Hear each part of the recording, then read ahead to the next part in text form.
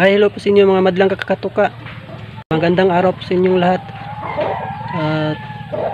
Sa araw nito ay mayroon na naman po akong i-share sa inyo na kunting kalaman tungkol po sa pag-aalaga ng ating mga manok at kung paano gamutin ang ating mga manok na may sakit na bulutong. Ngunit bago ko po simulan ang aking video ay maaari po ba na mag-subscribe kayo sa aking channel para maging updated po kayo palagi sa aking mga videos na i-upload, at mag-likes and share na rin po kayo para marami pong matulungan natin yung mga bagong mga backyard breeders na baguhan pa lang ay mabigyan po sila ng kunting kaalaman kung paano po gamutin ang sakit nating manok tulad ng bulutong tubig. So alam naman po natin ng bulutong tubig ay galing po yan sa kagat ng lamok, at isa po yan sa sakit ng ating mga manok na mahirap gamutin. So i-share ko po sa inyo ngayon kung paano ko po ginamot ang aking manok ito na may bulutong tubig sa paraan na hindi magastos at madali lang paraan. Tested ko na po ito dahil ito po yung ginagamit ko sa paggamot ng aking mga manok. Okay, so ipapakita ko sa inyo ngayon ang aking mga manok na apektado sa sakit na bulutong, ngunit medyo gumagaling na po sila dahil sa ginamit kong paraan ng paggamot.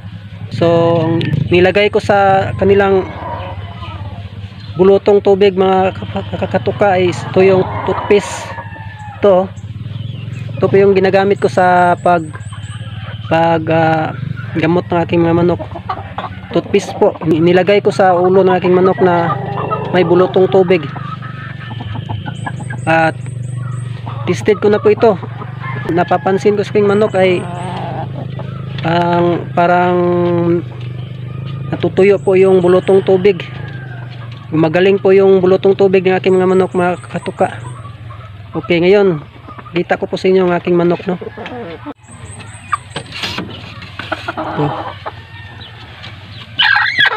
Okay, ito po yung isa sa mga manok ko na napiktuhan ng sakit na bulutong, mga kakatuka. Yan yung manok ko na kulay limbuyogin.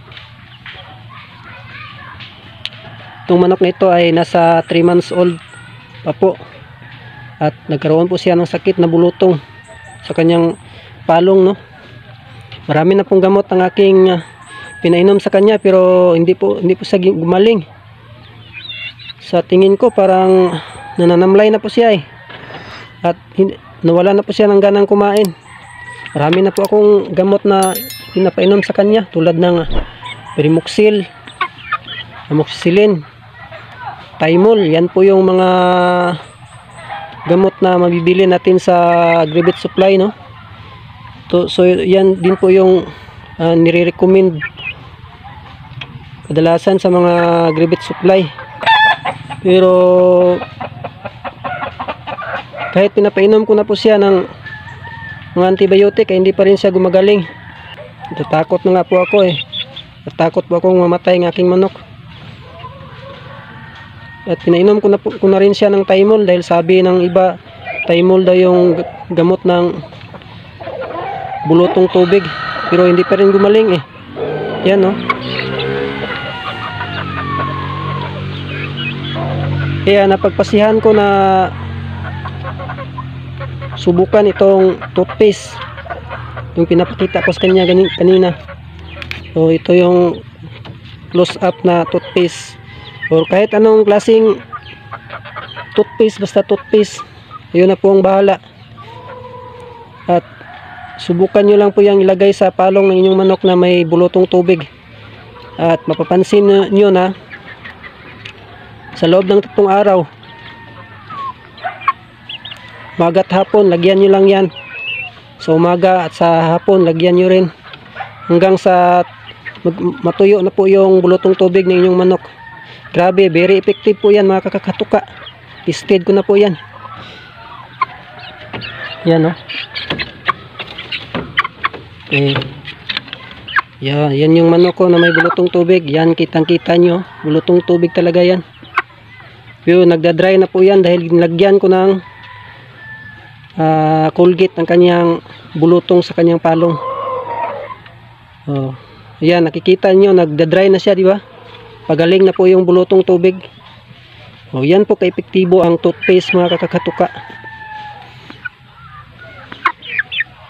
Toothpaste lang pala ang katapat ng bulutong tubig, no? Kahit pinainom ko na siya ng maraming antibiotic, hindi pa rin gumagaling. At namatayan na nga ako ng 4 months old na manok dito dahil sa bulutong tubig. Grabe, no? Ganyan po kahirap gamutin ang bulutong tubig, mga kakatuka. Kaya subukan nyo po yung toothpaste, mga kakatuka.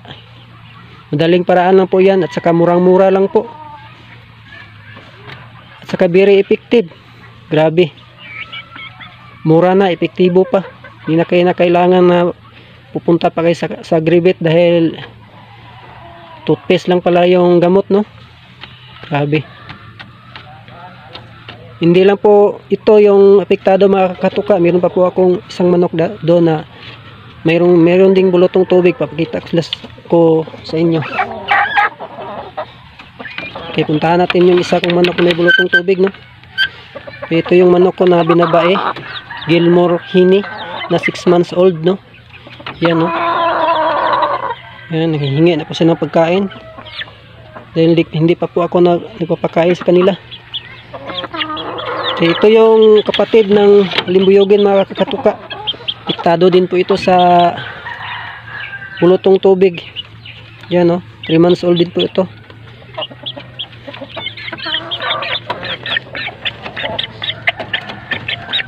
Ito po yung delikadong manok. Kung hindi ko ito nagapan kagad, mga kakatuka, ay nako, delikado po itong mamatay itong manok na ito.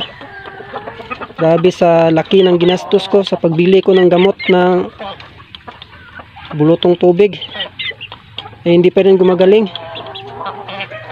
Marami na po akong antibiotic na pinainom dito pero hindi pa rin gumagaling. Pero sinubukan ko yung toothpaste, ay nako, ang bilis ng epekto ng aking manok. Sa loob ng 4 na araw, simula nang nilagyan ko siya ng toothpaste, no? Ito na po yung resulta, mga kakatuka, oh. Nagtuyo na po yung kanyang palong. Yan po ka-epektibo, mga kakatuka. Yan po yung paraan ko sa paggamot dito, toothpaste. Yung sinabi ng ibang vlogger na Sunrox daw, Sunrox at saka asin at saka suka, sinubukan ko na rin yun, ay hindi pa rin gumaling yung aking manok. Yan, toothpaste lang talaga, no? Nang tinry ko sa aking manok, epektibo talaga itong toothpaste, mga kakatuka.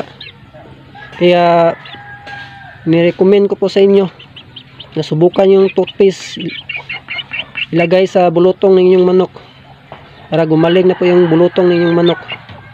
Kung kayo man dyan ay meron po kayong manok na nagkaroon ng sakit ng bulutong, no?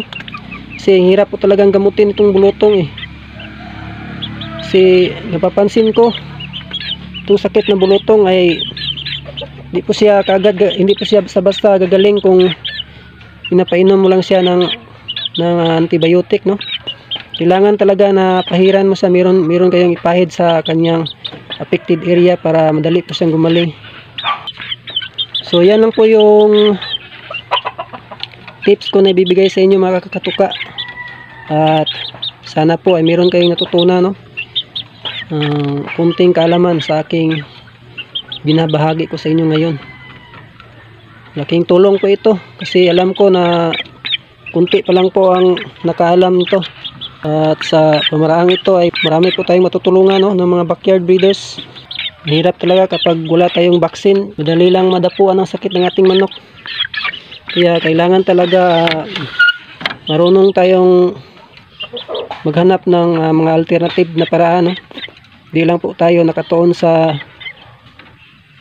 mga gamot na mabibili lang sa Agribet, kasi Hindi po lahat ng sakit na galing sa mga antibiotic. Kung hindi ko ito sinubukan, itong Colgate, ay nako, baka namatay na itong manok ko. Sayang lang yung gastos ko at saka panahon sa pagbibreed. Kaya hanggang dito na lang po ang aking vlog, mga kakatuka. At sana po ay panoorin nyo ang aking video at mag-subscribe po kayo sa aking channel at mag-like and share na po kayo para sa sunod ko na mga video ay updated po kayo palagi. Okay, marami pong salamat sa iyong panonood at hanggang sa sunod ko na video. God bless sa inyong lahat. Thank you.